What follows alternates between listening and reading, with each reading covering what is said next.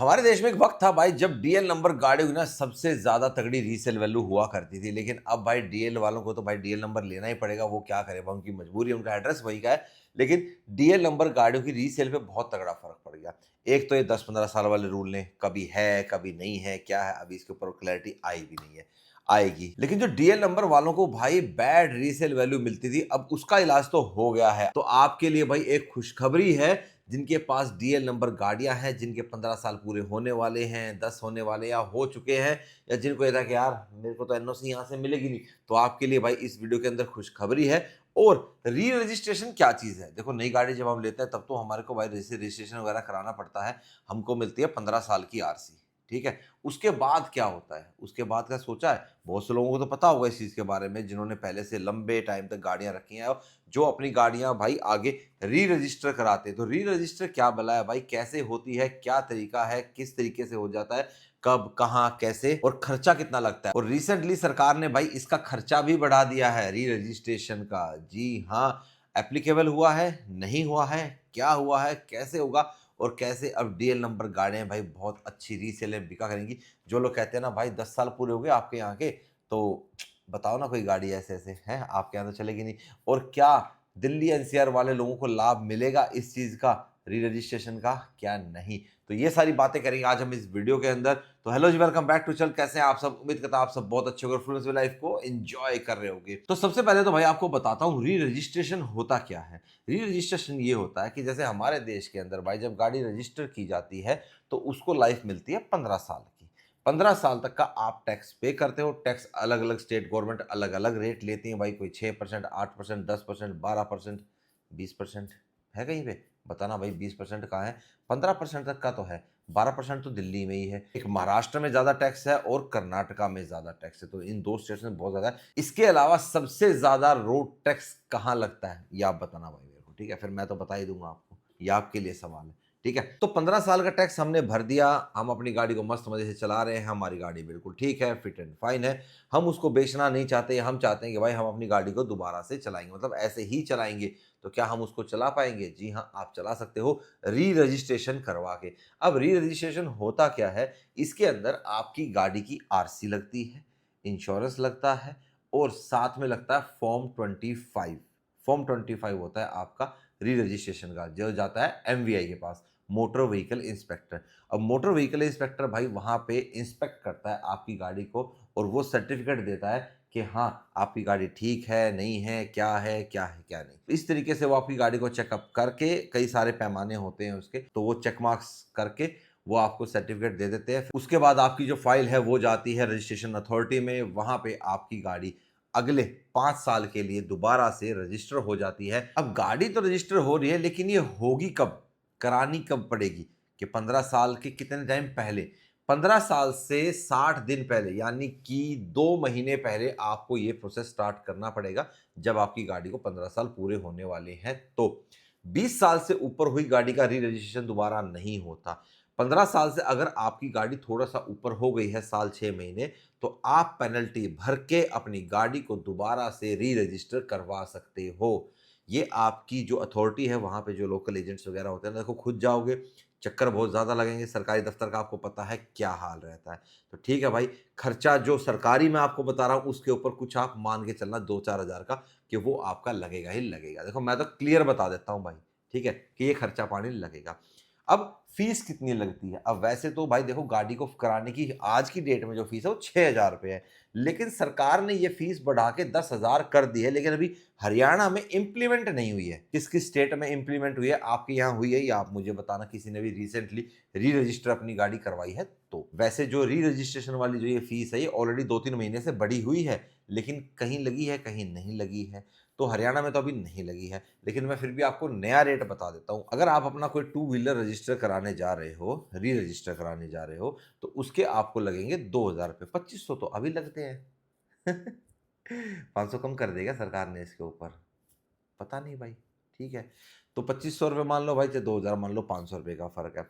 गाड़ी पे अभी तक जैसे मैंने बताया लगते हैं 6, लेकिन गाड़ी का अब जो फीस है, सरकारी जो फीस कटती है, सब खर्चे छोड़ के वो कर दिए 10,000 रुपये।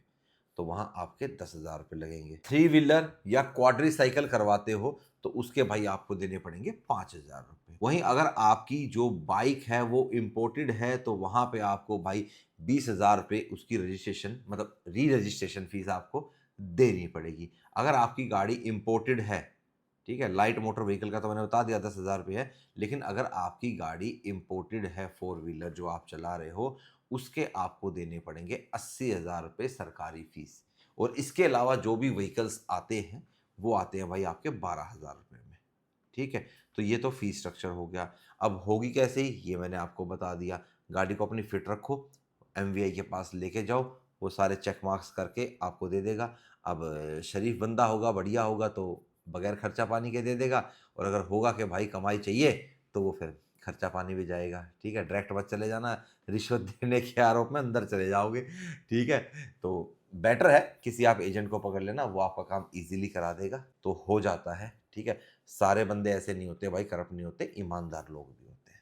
ठीक है, लेकिन ईमानदारी के लिए हमको चक्कर थोड़े ज़्यादा लगाने पड़ते हैं। फिर अगर हम हिसाब निकाल के देखते हैं कि यार इतना मैंने तेल फूक दिया, इतना मैंने ऑफिस से छुट्टी ली, मैं वहाँ पे काम करने गया, या मैं अपना कोई काम कर रहा हूँ तो अपना काम छोड़ के मैं वहाँ गया, इससे अच्छा तो मैं 1500 2,000 रुपये एजेंट को ही पकड़ा देता तो वो करवा देता। अब ये बना हुआ है, सिस्टम बना हुआ है भाई, क्या करें, देखो कब तक सुधार आएगा। ऊपर से सुधरेगा तभी तो नीचे तक सारी चीज़ें ठीक होती आएंगी। अब ऊपर से मंत्रालय ही नहीं है तो क्या कह सकते हैं। और ये जो री रजिस्ट्रेशन है भाई, ये आपको मिलता है हर 5 साल के लिए। ठीक है, तो हर 5 साल के बाद आपको ये दोबारा दोबारा करवाना पड़ेगा। 5 साल बहुत टाइम होता है यार। पहले 15 साल का करा लिया, फिर 20, 25, 30, 35, 40, ऐसे ही हर 5-5 साल का चलेगा। अब दिल्ली एनसीआर वालों को क्या बेनिफिट मिला है? मेनली तो भाई दिल्ली वालों को मिला है। एनसीआर में तो क्या है, गुड़गांव में आप रहते हो, नोएडा आप रह रहे हो, फरीदाबाद रह रहे हो, सोनीपत रह रहे हो, मतलब जो एनसीआर का रीजन लगता है, उसमें तो भाई आपके अगर गाड़ी के 15 साल पूरे हो भी गए तो आपको यहाँ से एनओसी मिल जाती थी। लेकिन री रजिस्ट्रेशन यहाँ अलाउ नहीं है एनसीआर में। ये गलत चीज़ है भाई, कि आप अपनी गाड़ी को यहाँ 15 साल से ऊपर तो चला ही नहीं पाओगे। चला पाओगे अगर आपकी फिट है, जो वो रूलिंग आई हुई है ना, 15 साल से ऊपर चला सकते हो, लेकिन रजिस्टर वो यहाँ नहीं होगी। उसके लिए आपको क्या करना पड़ेगा, या तो आप ऐसा करो कि अपना एक फॉर्म 33 आता है, फॉर्म 33 लगा के आप एनसीआर से बाहर का एड्रेस करवा लो अपनी गाड़ी का, और उसी एड्रेस पे आप अपनी गाड़ी को री रजिस्टर करवा लो, या तो ऐसे कर लो।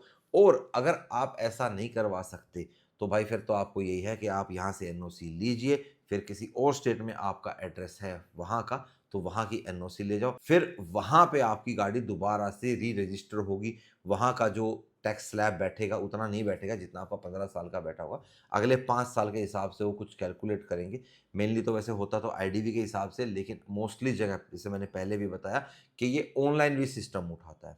ठीक है, तो वहाँ पे आप अपनी गाड़ी को जाके रजिस्टर करवा लो। ये तो हो गया बाहर का, स्टेट में कराना या अपने एनसीआर से बाहर का, दोनों का बता दिया। एनसीआर से बाहर फॉर्म 33 लगाओ, और अगर यहाँ से करा बाहर दूसरी स्टेट में जाना है तो एनओसी लगाओ। एनओसी तो दोनों ही स्टेट में लगेगी आपकी, मतलब दोनों स्टेट में दोनों ही चीज़ों में लगेगी। चाहे आप एड्रेस चेंज करो, कि यहाँ से तो आप ले जा रहे हो ना, नो ऑब्जेक्शन सर्टिफिकेट। ठीक है, एक एनसीआरबी रिपोर्ट भी लगती है। ठीक है, नेशनल क्राइम रिपोर्ट ब्यूरो वाली। तो उसमें क्या है, कहीं ये गाड़ी कहीं किसी केस में संलिप्त तो नहीं है, किसी एफआईआर में इसका नाम तो नहीं है, तो ये रिपोर्ट भी एक लगती है साथ में, तो वो भी ज़रूर निकाले ना, ऑनलाइन निकल जाती है। ये तो एनसीआर वालों को गया। अब दिल्ली वालों का क्या? क्या दिल्ली वाले री रजिस्टर करा सकते हैं? दिल्ली वाले भी री रजिस्ट्रेशन नहीं करा सकते, लेकिन एक बेनिफिट दिल्ली सरकार ने दिया है। अभी खबर आई, तुरंत मैं आपको बता रहा हूं कि अभी सरकार ने ये कहा है कि आपकी गाड़ी 15 साल पूरे हुए हैं पेट्रोल के, 10 साल पूरे हो गए हैं डीजल के, और जो गाड़ियां डी रजिस्टर हो चुकी हैं दिल्ली के अंदर, चाहे वो 1 साल के अंदर हो, चाहे वो 2 साल 3 साल के अंदर हो, उसके मतलब ज़्यादा का टाइम हो गया हो, अब आप दिल्ली से, मतलब दिल्ली की जो अथॉरिटी है आरटीए की, वहां से एनओसी ले सकते हो। हमने काफ़ी सब्सक्राइबर है, एक भाई का नाम याद नहीं आ रहा, उनके पास दिल्ली नंबर, वो जम्मू कश्मीर में रहते हैं, आई थिंक श्रीनगर में रहते हैं, उनके पास डीएल नंबर गाड़ी है और उनकी डी रजिस्टर हो गई थी। तो भाई आपके लिए है, मतलब आप जैसे और भाइयों के लिए जिनके पास डीएल नंबर गाड़ियां हैं, भाई कितने भी साल हो गए हैं उनको डी रजिस्टर हुए हुए, आप अपनी अथॉरिटी में जाके अपनी गाड़ी की एनओसी निकलवा सकते हो अपनी स्टेट की। ठीक है, तो ये आप सब लोगों के लिए सुनहरा मौका है। अभी ऑर्डर आया है, एप्लीकेबल एक आध दिन में हो जाना चाहिए, लेकिन भाई मैं तो यही कहूँगा कि वहाँ के लोकल एजेंट को पकड़ो और वहाँ से उससे बातचीत करके भाई अपनी एनओसी निकलवाओ। एनओसियाँ निकलती थी लेकिन पैसे बहुत ज़्यादा लगते थे, ठीक है? टाइम पुराना, लेकिन दिल्ली में मिलनी बहुत मुश्किल हो जाती थी एनओसी। तो सरकार ने ये कदम इसलिए भी उठाया है कि ऑलरेडी दिल्ली के अंदर जो गाड़ियाँ चल रही हैं वो डीरजिस्टर्ड है। अब कम से कम भाई वो गाड़ियाँ कहीं न कहीं जाके किसी गवर्नमेंट को, स्टेट गवर्नमेंट को जाके तो बेनिफिट पहुँचाएँगी ना, वहाँ का टैक्स भर देंगी या वहाँ रजिस्टर हो जाएँगी, ठीक है? और लोगों को भी ये लगेगा कि हाँ भाई, एक डीरजिस्टर गाड़ी, बाइक जो भी चलाने से बेहतर है, कम से कम अदर स्टेट की एक रजिस्टर्ड चीज़ तो चला लेंगे हम। जिस स्टेट में आपके कोई रिश्तेदार रहता है, आपका कहीं एड्रेस है, जो भी है, दोस्त यार है, वहाँ का हिसाब से आप अपना यहाँ की एनओसी कटवाओ वहाँ की, और अपने व्हीकल को आप दोबारा से री-रजिस्टर करवा लो। तो दिल्ली वालों, थोड़ा-सा तो वो मिली होगी आपको रिलीफ़। बाकी भाई धीरे-धीरे हम दिल्ली एनसीआर वालों के लिए छोटे-छोटे रिलीफ़ आते जा रहे हैं। एक 10-15 साल वाला जो रूल है ना भाई, इसके लिए एक तगड़े वाला रिलीफ़ और आ जाए कि आप खूब चला सकते हो और री-रजिस्टर भी यहाँ अलाउड हो जाए। पर एक बात आप देखो यार, पहले जो गाड़ियाँ होती थी, पहले गाड़ियाँ बहुत कम होती थी, ठीक है? अब गाड़ियाँ धीरे-धीरे बढ़ भी रही हैं। अब कंपनीज़ को ग्रोथ भी करनी है कि भई नई-नई गाड़ियाँ हम लॉन्च कर रहे हैं, नई-नई बिकनी चाहिए। अब पुरानी गाड़ियाँ बिल्कुल ख़त्म ही नहीं होंगी, ऐसी बात नहीं है कि विंटेज गाड़ियाँ आज उतनी ही चल रही हैं जितनी उस टाइम पे थी। गाड़ियाँ ख़त्म भी हुई हैं। हर कोई आप जैसे, हमारे जैसे मेंटेन करने वाला बंदा नहीं है कि जो 20-20 साल तक भी गाड़ी को मेंटेन कर देगा, ठीक है? लेकिन कुछ लोग ऐसे हैं जो भाई मेंटेन कर सकते हैं और करते भी हैं। अब जैसे मैं तो चलो थोड़ा गाड़ी जल्दी बेच देता हूँ, तो मेरी गाड़ी को जो रीसेल वैल्यू अच्छी मिलती है, वो अच्छी मेंटेनेंस की वजह से मिलती है। हम अच्छी मेंटेनेंस इसलिए भी रखते हैं कि एक तो देखो खुद को अच्छा लगता है, एक वेल मेंटेन्ड कार हम चला रहे हैं। दूसरा, जब हम उसको बेचते हैं तो उसकी रीसेल वैल्यू अच्छी मिलती है, और जब दूसरा बंदा उसको चलाता है, तो वो भी कहता है कि यार देखो अगले बंदे ने बहुत अच्छे से मेंटेन करी है। तो जैसे अभी रिसेंटली जो सर आए थे जिनको हमने जिम्नी दी है, ठीक है? तो कह रहे हैं सर बिल्कुल, ओनर भले ही हम सेकंड बने, लेकिन गाड़ी आपने बिल्कुल नई दी है हमको। तो भाई अच्छा लगता है ऐसे सुन के ना कि हाँ, हमने अच्छे से मेंटेन करी। तो ऐसी ही गाड़ियाँ जो अच्छे से मेंटेन रहती हैं, उनको क्या अधिकार नहीं है देश की किसी भी सड़क पे चलने का? हाँ? दिल्ली एनसीआर में ऐसा क्यों किया जाता है? हालाँकि देखो पॉल्यूशन से हमारी गाड़ियों का लेना-देना है, पर उतना नहीं है जितना बताया जाता है। ठीक है? तो ये थोड़ा-सा है, तो इस चीज़ पे थोड़ा-सा सरकार गौर करके फटाफट सुप्रीम कोर्ट हमारे फ़ेवर में भाई अगर दे दे ये डिसीज़न, तो मज़ा आ जाएगा भाई, सोने पे सुहागा वाला काम हो जाएगा। फिर तो हमें डरने की ज़रूरत है ही नहीं, सोचने की भी ज़रूरत नहीं है। पर आपको क्या लगता है कि अगर ये ऐसा हो जाएगा, तो नई गाड़ियों की सेल्स पे फ़र्क पड़ेगा?